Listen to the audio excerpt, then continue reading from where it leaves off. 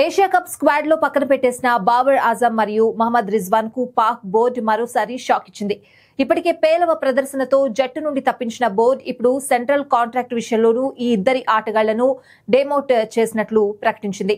ఈ తాజా నిర్ణయంతో ఈ స్టార్ ప్లేయర్స్ ఒక్కసారిగా షాక్ అయ్యారు. కాగా ఏషియా కప్ కంటే ముందే ఈ ఇద్దరి ఆటగాళ్ల ప్రదర్శనపై విమర్శలు వచ్చాయి. ముఖ్యంగా బాబర్ ఆజంపై చాలా ఆశలు పెట్టుకుంది పాకిస్తాన్ క్రికెట్ బోర్డు.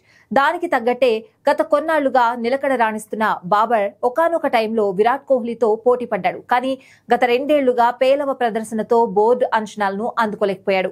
ఇక 2024 టీ20 ప్రపంచ కప్, ఈ సంవత్సరం ఐసీసీ ఛాంపియన్స్ ట్రోఫీ మరియు బంగ్లాదేశ్ వెస్టిండీస్ తో జరిగిన ద్వైపాక్షిక సిరీస్లతో సహా అన్ని ఈవెంట్లలో వీరిద్దరూ అట్రఫ్లాప్ కావడంతో ఇప్పుడు టీ20 జట్టు నుండి తప్పించారు. మరీ ముఖ్యంగా బ్యాటింగ్ లో బాబర్ సెంచరీ చేసి 3 ఏళ్లైంది. దీంతో పాక్ అభిమానులు కూడా కాస్త నిరాశకు గురయ్యారు. ఇక రిజ్వాన్ పరిస్థితి కూడా అలాగే ఉండడంతో ఈ స్టార్ జోడీని పక్కన పెట్టేసింది.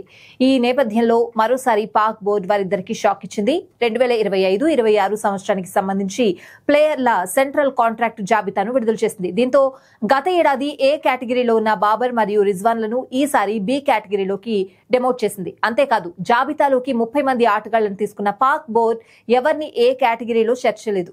అందరినీ బి, సి మరియు డి కేటగిరీలో చేర్చుతున్నట్లు తెలిపింది. ఇక జాబితా గురించి మాట్లాడుతూ ప్రస్తుతం ఆడుతున్న ఏ క్రికెటర్ కూడా ఎలైట్ కేటగిరీలో చేర్చడానికి సరిపోలేదని చెప్పుకొచ్చింది.